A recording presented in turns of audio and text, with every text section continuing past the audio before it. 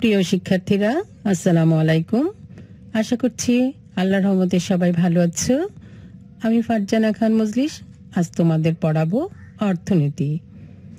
প্রথম অধ্যায় অর্থনীতি পরিচয়। আজকে আলোচনা করব ধনতান্ত্রিক অর্থব্যবস্থা, মিশ্র অর্থব্যবস্থা ও ইসলামী অর্থনৈতিক ব্যবস্থা সম্পর্কে। পড়ছি ধনতান্ত্রিক অর্থব্যবস্থা, মিশ্র অর্থব্যবস্থা ও ইসলামিক অর্থব্যবস্থা। ধনতান্ত্রিক অর্থব্যবস্থা। এই ব্যবস্থায় উৎপাদনের উপাদানগুলো ব্যক্তি মালিকানাধীন এবং বেসরকারি উদ্যোগে সরকারি হস্তক্ষেপ ছাড়া স্বয়ংক্রিয় দাম ব্যবস্থার মাধ্যমে যাবতীয় অর্থনৈতিক কার্যক্রম পরিচালিত হয়। এ ধরনের অর্থব্যবস্থাকে ধনতান্ত্রিক বা পুঁজিবাদী অর্থব্যবস্থা বলে। অষ্টাদশ শতাব্দীর শেষ ভাগে ফরাসি বিপ্লবের মধ্য দিয়ে সমগ্র ইউরোপে ধনতান্ত্রিক অর্থনীতির সূত্রপাত ঘটে। ক্লাসিক্যাল অর্থনীতিবিদ অ্যাডাম স্মিথ ও তার অনুসারীগণ এ ব্যবস্থা সমর্থন করেন। তাহলে ধনতান্ত্রিক অর্থব্যবস্থা বলতে আমরা জেনেছি উৎপাদনের উপাদানগুলো ব্যক্তি মালিকানাধীন এবং বেসরকারি উদ্যোগে সরকারি হস্তক্ষেপ ছাড়া স্বয়ংক্রিয় দাম ব্যবস্থার মাধ্যমে যাবতীয় অর্থনৈতিক কার্যক্রম পরিচালিত হয়।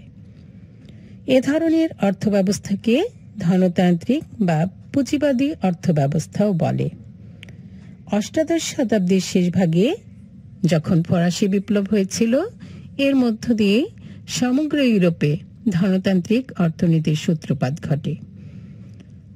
আর ক্লাসিক্যাল অর্থনীতিবিদ অ্যাডাম স্মিথ ও তার অনুসারীগণ এ ব্যবস্থা সমর্থন করেন। এবার আমরা জানব ধনতান্ত্রিক অর্থব্যবস্থার বৈশিষ্ট্য কি। ধনতান্ত্রিক অর্থব্যবস্থার প্রধান প্রধান বৈশিষ্ট্য নিচে সংক্ষেপে উল্লেখ করা হলো। 1. সম্পদের ব্যক্তি মালিকানা। ধনতান্ত্রিক অর্থনীতিতে সমাজের অধিকাংশ সম্পদ বা উৎপাদনের উপকরণগুলো ব্যক্তি মালিকানায় থাকে।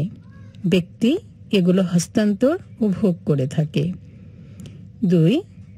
ব্যক্তিগত উদ্যোগ। ধনতন্ত্রে অধিকাংশ অর্থনৈতিক কর্মকাণ্ড যেমন উৎপাদন, বিনিময়, বন্টন, ভোগ প্রভৃতি ব্যক্তিগত উদ্যোগে পরিচালিত হয়। এসব উদ্যোগে সরকারের হস্তক্ষেপ কাম্য নয়। 3. অবাধ প্রতিযোগিতা। এ ব্যবস্থায় দ্রব্য ও সেবা উৎপাদনে প্রথমে অনেক ফার্ম অবাধে প্রতিযোগিতা করে, ফলে তখন দ্রব্যের দাম কম থাকে এবং নতুন নতুন আবিষ্কার সম্ভব হয়। 4. স্বয়ংক্রিয় দাম ব্যবস্থা। বাজারে ক্রেতা ও বিক্রেতার দর কষাকষির মাধ্যমে দ্রব্যের দাম নির্ধারিত হয়। তাহলে দেখো, আমরা ধনতান্ত্রিক অর্থব্যবস্থার বৈশিষ্ট্য জেনেছি। 1. সম্পদের ব্যক্তিগত মালিকানা। 2. ব্যক্তিগত উদ্যোগ। 3.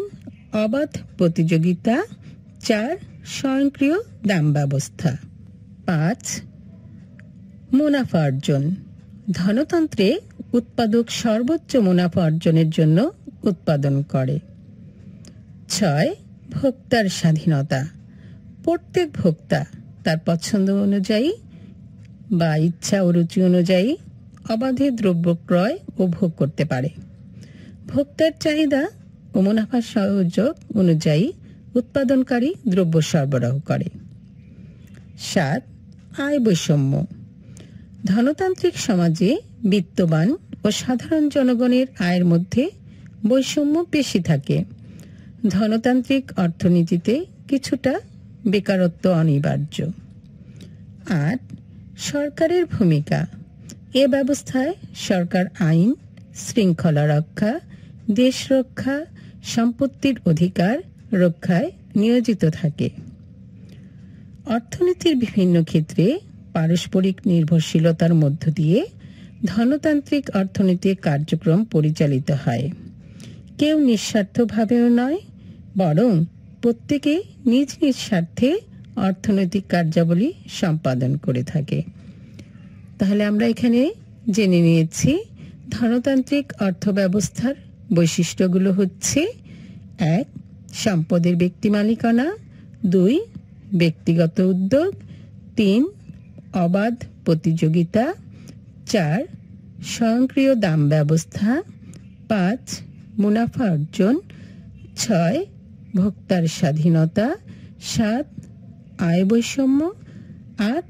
সরকারের ভূমিকা। এও জেনেছি অর্থনীতির বিভিন্ন ক্ষেত্রে পারস্পরিক নির্ভরশীলতার মধ্য দিয়ে ধনতান্ত্রিক অর্থনীতির কার্যক্রম পরিচালিত হয়। কেউ নিঃস্বার্থভাবে নয়, বরং প্রত্যেকে নিজ নিজ স্বার্থে অর্থনৈতিক কার্যাবলী সম্পাদন করে। এবার সমাজতান্ত্রিক অর্থনীতি বা নির্দেশমূলক অর্থনীতি। সমাজতান্ত্রিক অর্থনীতিতে সমাজের অধিকাংশ সম্পদ উৎপাদনের উপাদানের উপর রাষ্ট্রের বা সমাজের মালিকানা প্রতিষ্ঠিত থাকে। অধিকাংশ শিল্প কারখানা উৎপাদন প্রতিষ্ঠানের মালিক সরকার বা সমাজ, এবং সেগুলো সরকারি বা সামাজিক নির্দেশে পরিচালিত হয়ে থাকে। কোন কোন দ্রব্য কি পরিমাণে, কিভাবে এবং কার জন্য উৎপাদিত হবে তা সরকার বা রাষ্ট্র নির্ধারণ করে। তাহলে দেখো, এখানে সমাজতান্ত্রিক অর্থনীতিতে সমাজের অধিকাংশ সম্পদ এবং উৎপাদনের উপাদানের উপর রাষ্ট্রের বা সমাজের মালিকানা প্রতিষ্ঠিত থাকে। অধিকাংশ শিল্প কারখানা উৎপাদন প্রতিষ্ঠানের মালিক সরকার বা সমাজ, এবং সেগুলো সরকারি বা সামাজিক নির্দেশে পরিচালিত হয়ে থাকে। কোন কোন দ্রব্য কি পরিমাণে, কিভাবে এবং কার জন্য উৎপাদিত হবে তা সরকার বা রাষ্ট্র নির্ধারণ করে। এবার আমরা জানব এই যে সমাজতান্ত্রিক অর্থব্যবস্থা, এর বৈশিষ্ট্য কি। সমাজতান্ত্রিক অর্থব্যবস্থার বৈশিষ্ট্য: 1. সম্পদের রাষ্ট্রীয় বা সামাজিক মালিকানা। সমাজতান্ত্রিক অর্থনীতিতে অধিকাংশ সম্পদ, যেমন জমি, কলকারখানা, খনি ইত্যাদি ও উৎপাদনের উপাদানগুলোর মালিক হল সরকার। সমবায় প্রতিষ্ঠান, যৌথ সামাজিক দল ইত্যাদি রাষ্ট্রের অধীনে কাজ করে থাকে। 2. কেন্দ্রীয় পরিকল্পনা। রাষ্ট্র ও সরকার কেন্দ্রীয়ভাবে সকল পরিকল্পনা করে থাকে। ওই পরিকল্পনা অনুসারে দেশের উৎপাদন ও বন্টন পরিচালিত হয়। 3. ভোক্তার স্বাধীনতার অভাব। সমাজতন্ত্রে অধিকাংশ ক্ষেত্রে ভোক্তারা সরকার ও কেন্দ্রীয় পরিকল্পনা নির্ধারিত উৎপাদিত দ্রব্যাদি ভোগ করে থাকে। কোনো কোনো ভোক্তা ইচ্ছাকৃত অর্থ ব্যয় করে বাজারকে প্রভাবিত করে কোনো কিছু উৎপাদন ও ভোগ করতে পারে না। 4. অবাধ প্রতিযোগিতার অভাব। অধিকাংশ ক্ষেত্রে সরকারি উদ্যোগে উৎপাদন পরিচালিত হওয়ায় সেখানে বহু সংখ্যক বেসরকারি উদ্যোক্তার অবাধ প্রতিযোগিতা থাকে না। 5. ব্যক্তিগত মুনাফার অনুপস্থিতিতে। সমাজতন্ত্রে ব্যক্তিগত মুনাফার পরিবর্তে জাতীয় চাহিদা ও সামগ্রিক কল্যাণের জন্য উৎপাদন পরিচালিত হয়ে থাকে। ফলে এখানে ব্যক্তিগত উদ্যোগে কোনো শিল্প প্রতিষ্ঠান গড়ে ওঠে না। কৃষি, শিল্প, ব্যবসা বাণিজ্য সবই সরকারের এবং সামাজিক মালিকানার অধীনে থাকে বলে ব্যক্তিগত মুনাফা থাকে না। দেখো, আমরা এখানে জেনে নিয়েছি সমাজতান্ত্রিক অর্থনৈতিক অর্থব্যবস্থার বৈশিষ্ট্য হচ্ছে: 1. সম্পদের রাষ্ট্রীয় বা সামাজিক মালিকানা, 2. কেন্দ্রীয় পরিকল্পনা, 3. ভোক্তার স্বাধীনতার অভাব, 4. অবাধ প্রতিযোগিতার অভাব, 5. ব্যক্তিগত মুনাফার অনুপস্থিতি। মিশ্র অর্থনৈতিক ব্যবস্থা: যে অর্থ ব্যবস্থায় ব্যক্তি মালিকানা ও বেসরকারি উদ্যোগের পাশাপাশি সরকারি উদ্যোগ ও সামাজিক নিয়ন্ত্রণ বিরাজ করে তাকে মিশ্র অর্থ ব্যবস্থা বলে। অর্থাৎ এই অর্থ ব্যবস্থায় ব্যক্তিগত ও সরকারি উদ্যোগ সম্মিলিত ভূমিকা পালন করে। পৃথিবীর অধিকাংশ দেশে মিশ্র অর্থব্যবস্থা বিদ্যমান, যেমন যুক্তরাষ্ট্র, যুক্তরাজ্য, জার্মানি, বাংলাদেশ, ভারত ইত্যাদি। তাহলে আমরা মিশ্র অর্থনৈতিক ব্যবস্থা বলতে কি জেনেছি? যেখানে ব্যক্তি মালিকানা ও বেসরকারি উদ্যোগের পাশাপাশি সরকারি উদ্যোগ ও সামাজিক নিয়ন্ত্রণ বিরাজ করবে, তাকে আমরা মিশ্র অর্থব্যবস্থা বলবো। এই অর্থব্যবস্থায় ব্যক্তিগত ও সরকারি উদ্যোগ সম্মিলিত ভূমিকা পালন করে। আর পৃথিবীর অধিকাংশ দেশে মিশ্র অর্থব্যবস্থা বিদ্যমান। এবার জানব মিশ্র অর্থনীতির বৈশিষ্ট্য কি। বিশ্বের বিভিন্ন দেশে মিশ্র অর্থনীতির বৈশিষ্ট্য আলাদা হয়ে থাকে। সাধারণত মিশ্র অর্থনীতির নিম্নলিখিত বৈশিষ্ট্যগুলো লক্ষ্য করা যায়। 1. সম্পদের ব্যক্তিগত, সমবায় ও সরকারি মালিকানা। মিশ্র অর্থ ব্যবস্থায় ব্যক্তি তার স্থাবর ও অস্থাবর সম্পত্তি অবাধে ভোগ করতে পারে ও ক্রয় বিক্রয় করতে পারে। পাশাপাশি গণদ্রব্য যেমন মহাসড়ক ও সেবা যেমন স্বাস্থ্যসেবা উৎপাদনকারী প্রতিষ্ঠানসমূহ প্রধানত সরকার পরিচালনা করে। তাহলে 1 নম্বর হচ্ছে সম্পদের ব্যক্তিগত, সমবায় ও সরকারি মালিকানা। 2. ব্যক্তিগত উদ্যোগ। মিশ্র অর্থনীতিতে উৎপাদন, ব্যবসা বাণিজ্য, বন্টন ও ভোগ সহ অধিকাংশ অর্থনৈতিক কার্যাবলী ব্যক্তিগত উদ্যোগে সংগঠিত ও পরিচালিত হয়। 3. সরকারি উদ্যোগ। মিশ্র অর্থনীতিতে ব্যক্তি উদ্যোগের পাশাপাশি সরকারি উদ্যোগ গ্রহণ করা হয়। দেশের মৌলিক ও ভারী শিল্প, জাতীয় নিরাপত্তা ও জনগুরুত্বপূর্ণ প্রতিষ্ঠানসমূহ সরকার পরিচালনা করে থাকে। 4. মুনাফা অর্জন। মিশ্র অর্থনীতিতে বেসরকারি খাতে অর্থনৈতিক কার্যক্রম পরিচালনা করার মাধ্যমে মুনাফা অর্জন করা সম্ভব হয়, তবে তা অতিরিক্ত একচেটিয়া মুনাফা নয়। 5. ভোক্তার স্বাধীনতা।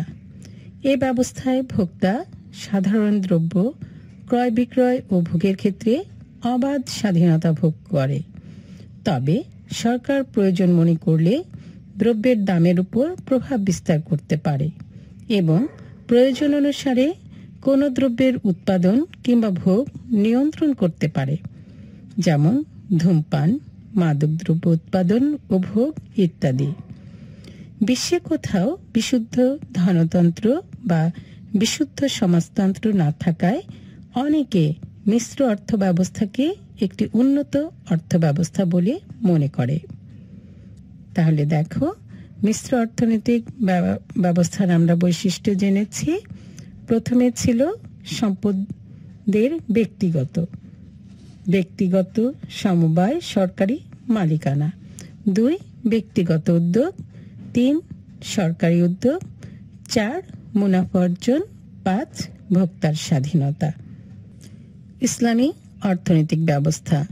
ইসলামের মৌলিক নিয়ম কানুনের উপর বিশ্বাসের ভিত্তি করে গড়ে ওঠা অর্থব্যবস্থাকে ইসলামী অর্থব্যবস্থা বলা হয়। খেয়াল করো, ইসলামের মৌলিক নিয়ম কানুনের উপর বিশ্বাসকে ভিত্তি করে গড়ে ওঠা অর্থব্যবস্থাকেই বলা হয় ইসলামী অর্থব্যবস্থা। ইসলামী অর্থনৈতিক ব্যবস্থার বৈশিষ্ট্য। ইসলামী অর্থব্যবস্থার পৃথিবীর যাবতীয় সম্পদ মানব জাতির কল্যাণে ব্যবহারের কথা বলা হয়েছে। এ ব্যবস্থার উল্লেখযোগ্য প্রচলিত বৈশিষ্ট্যগুলো হচ্ছে: 1. ইসলাম ধর্মে বিশ্বাস। ইসলামী অর্থনীতির মূলনীতিমালা ইসলাম ধর্মে বিশ্বাসীদের ধর্মীয় দর্শন, ধর্মগ্রন্থের বিধান ও ধর্মীয় প্রচলিত প্রথা ও বিধি বিধান অনুযায়ী প্রণীত ও পরিচালিত হয়। 2. সুদমুক্ত আমানত।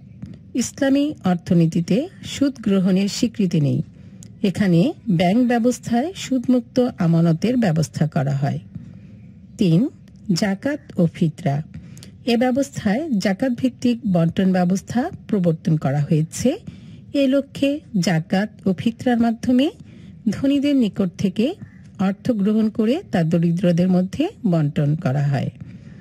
তাহলে আমরা এখানে জেনেছি ইসলামের মৌলিক নিয়মের কানুনের উপর বিশ্বাসের ভিত্তিতে করে গড়ে ওঠা অর্থ ব্যবস্থাকেই বলে ইসলামী অর্থ ব্যবস্থা। আর ইসলামী অর্থনৈতিক ব্যবস্থার বৈশিষ্ট্য হচ্ছে ইসলাম ধর্মে বিশ্বাস, সুদমুক্ত আমানত, জাকাত ও ফিতরা। আজকে আমরা পড়েছি আয়ের বৃত্তাকার প্রবাহ। এর দুটি খাত হচ্ছে ফার্মসমূহ ও পরিবারসমূহ। আরও পড়েছি বিভিন্ন অর্থনীতি ব্যবস্থার বৈশিষ্ট্যসমূহ, যেমন প্রথমে আমরা পড়েছি ধনতান্ত্রিক অর্থ ব্যবস্থার বৈশিষ্ট্য, পরে পড়েছি সমাজতান্ত্রিক অর্থনীতি বা নির্দেশমূলক অর্থনীতির বৈশিষ্ট্য, তারপরে আমরা পড়েছি মিশ্র অর্থনৈতিক ব্যবস্থা, ইসলামী অর্থনৈতিক ব্যবস্থা, সমাজতান্ত্রিক অর্থ ব্যবস্থা। আমি আশা করব তোমরা প্রত্যেকটি অর্থ ব্যবস্থা সম্পর্কে আলাদা আলাদা করে বৈশিষ্ট্যগুলো মনে রেখে পড়বে। তাহলে আমরা যে বাংলাদেশ কোন অর্থ ব্যবস্থার মধ্যে আছি তোমরা নিজেরাই উপলব্ধি করতে পারবে। আর সব অর্থ ব্যবস্থা তুমি যদি জানো তাহলে তুমি নিজেও আলাদা করে যে কোনো প্রশ্নের উত্তর দিতেও পারবে। পড়াশোনা করো, ভালো থেকো, সুস্থ থেকো। আল্লাহ হাফেজ।